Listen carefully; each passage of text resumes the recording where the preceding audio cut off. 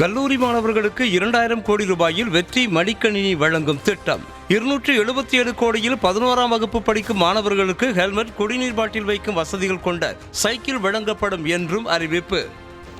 2000 கோடி ரூபாய் ஒதுக்கீட்டில் இத்திட்டம் கல்லூரி மாணவர்களின் கற்றல் திறனை மேம்படுத்தும் ஒரு கருவியாக அமையும்.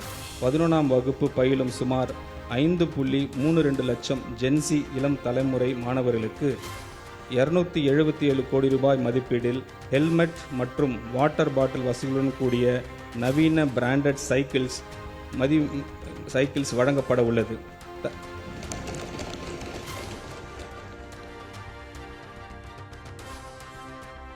விமான நிலையம், கிளாம்பாக்கம், கோயம்பேடு, பட்டாபிராம், பூந்தமல்லி, சுங்குவார்சத்திரம் என 3 புதிய மெட்ரோ வழித்தடங்கள்.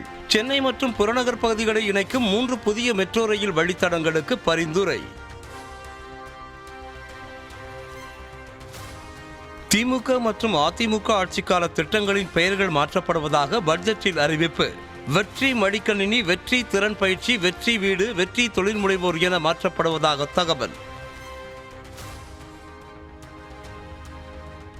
தமிழ்நாடு அரசின் ₹1 வரவில் மாநிலத்தின் சொந்த வரி வருவாய் பங்கு 43.3%. வட்டி செலுத்த 15 காசுகளும், கடன்களை திருப்பி செலுத்த 10 காசுகளும் செலவு செய்யப்படுவதாக புள்ளி விவரம். முதல் பட்ஜெட்டிலேயே தவேக அரசு தோல்வியடைந்து விட்டதாக முன்னாள் நிதியமைச்சர் தங்கம் தென்னரசு காட்டம். மக்கள் எதிர்பார்ப்பை பூர்த்தி செய்யவில்லை என்றும் தேர்தல் வாக்குறுதிகளை நிறைவேற்றவில்லை என்றும் விமர்சனம். தங்களுடைய தவறுகளை மறைப்பதற்காக இவற்றையெல்லாம் அவர்கள் திருப்ப ஒரு நெரேட்டிவை உருவாக்குறாங்க. அப்படி நெரேட்டிவை அவங்க உருவாக்க முயன்று இந்த பட்ஜெட்லேயே அவர்கள் தோற்றிருக்கிறார் என்பதைத்தான் இந்த பட்ஜெட்டில் அவங்க கொடுத்திருக்கக்கூடிய இந்த புள்ளி விவரங்கள் நமக்கு நிரூபிக்கிறது.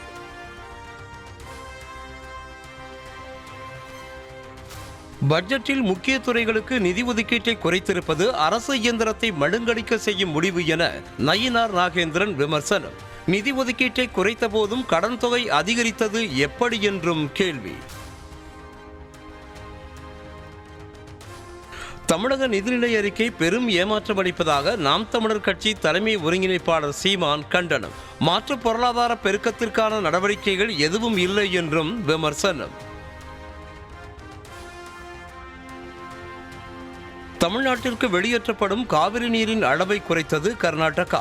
கபினி அணையில் இருந்து 7000 கன அடியும், KRS அணையில் இருந்து 2000 கன அடியும் நீர் திறப்பு.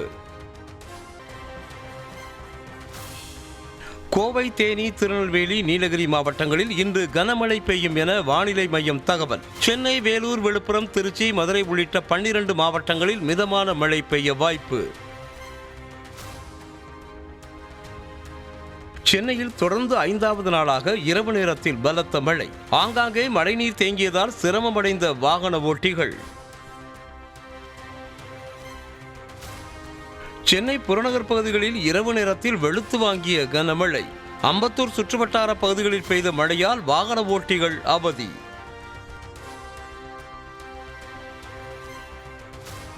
வடகிழக்கு பருவமழைக்கான முன்னெச்சரிக்கை பணிகள் குறித்து சென்னை மாநகராட்சி ஆணையர் ஆலோசனை.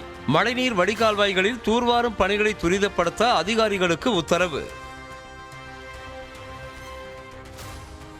தமிழ்நாடு முழுவதும் டாஸ்மாக் கடைகளில் விற்கப்படும் மதுபானங்களுக்கு ரசீது வழங்க சென்னை உயர்நீதிமன்றம் உத்தரவு. அனைத்து டாஸ்மாக் கடைகளிலும் ரசீது புத்தகங்களை பராமரிக்குமாறு டாஸ்மாக் நிர்வாகத்திற்கு நீதிபதிகள் ஆணை. தொகுதி மறுசீரமைப்பு மசோதா மீதான திமுகவின் நிலைப்பாட்டை இப்போதே கூற முடியாது என்று திருச்சி சிவா MP தகவல். மசோதாவை முழுமையாக படித்து பார்க்காமல் எந்த முடிவும் எடுக்க முடியாது என்றும் தகவல். கடலூர் அரசு நேரடி நெல் கொள்முதல் நிலையத்தில் நெல் மூட்டைகள் தேங்கி கிடப்பதாக விவசாயிகள் குற்றச்சாட்டு. 10 நாட்களாக கொள்முதல் செய்யப்படாததால் நெல் மூட்டைகள் நனைந்து நெல்மணிகள் முளைத்திருப்பதாக வேதனை. திருத்தணி முருகன் கோயிலில் குருக்கருடன் 2 பக்தர்கள் ரீல்ஸ் எடுத்து சமூக வலைதளங்களில் வெளியீடு. ஆடிக்கிருத்திகை கொண்டாடப்படும் நாளில் வீடியோ வெளியிட்ட நபர்கள் மீது நடவடிக்கை எடுக்க வலுக்கிறது கோரிக்கை. மக்களவை எதிர்க்கட்சித் தலைவர் ராகுல் காந்தியுடன் மத்திய அமைச்சர் கிரண் ரிஜிஜு சந்திப்பு. 13 நாட்களாக அவையை நடத்த முடியாமல் இருப்பதால் எதிர்க்கட்சிகள் ஒத்துழைக்க கோரிக்கை. 2024ஆம் ஆண்டில் வங்கதேசத்தில் நடைபெற்றது மாணவர் போராட்டம் இல்லை, திட்டமிட்ட வன்முறை என முன்னாள் பிரதமர் ஷேக் ஹசீனா குற்றச்சாட்டு. தேர்தலில் வெல்ல முடியாதவர்கள் குறுக்கு வழியில் அதிகாரத்தை கைப்பற்ற திட்டமிட்டு செயல்பட்டதாகவும் விமர்சனம்.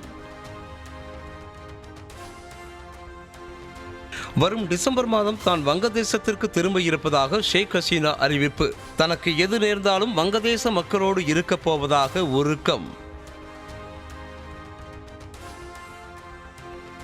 ஜார்க்கண்ட் மாநிலத்தில் 43 லட்சத்திற்கு மேற்பட்ட வாக்காளர்கள் பெயர் நீக்கம். வாக்காளர் பட்டியல் சிறப்பு தீவிர திருத்த பணிக்கு பின் தேர்தல் ஆணையம் அறிவிப்பு. உத்தரப்பிரதேச வியாபாரியிடம் இருந்து 106 மூட்டைகளில் ரூபாய் நாணயங்கள் பறிமுதல். 5½ டன் எடையுள்ள ₹1 முதல் ₹10 வரை நாணயங்களை பதுக்கி வைத்தது கண்டுபிடிப்பு. அடுத்த நிதியாண்டில் பிளாஸ்டிக் ரூபாய் நோட்டுகள் அறிமுகம் செய்யப்படும் என ரிசர்வ் வங்கி அறிவிப்பு. சோதனை முயற்சியாக 10 மற்றும் ₹20 கரன்சிகள் தலா 100 கோடி எண்ணிக்கையில் அச்சிடப்பட்டு புழக்கத்தில் விடப்படும் எனவும் தகவல். மேற்கிந்திய தீவுகள் அணிக்கு எதிரான கிரிக்கெட் டெஸ்ட் போட்டியில் ரன்களை குவித்த பாகிஸ்தான் வீரர் 49 ஆண்டுகளுக்கு பிறகு 160 ரன்கள் எடுத்து புதிய சாதனை. ஹோர்முஸ் நீரிணை வழித்தடத்தை மாற்றுவது தொடர்பாக ஈரான் ஓமன் பேச்சுவார்த்தை இறுதி கட்டத்தை எட்டியது. பாரசீக வளைகுடாவில் நுழையும் கப்பல்கள் ஈரான் பக்கமும், அரபிக்கடலை நோக்கி வெளியேறும் கப்பல்கள் ஓமன் பக்கமும் பயணிக்கும் என தகவல்.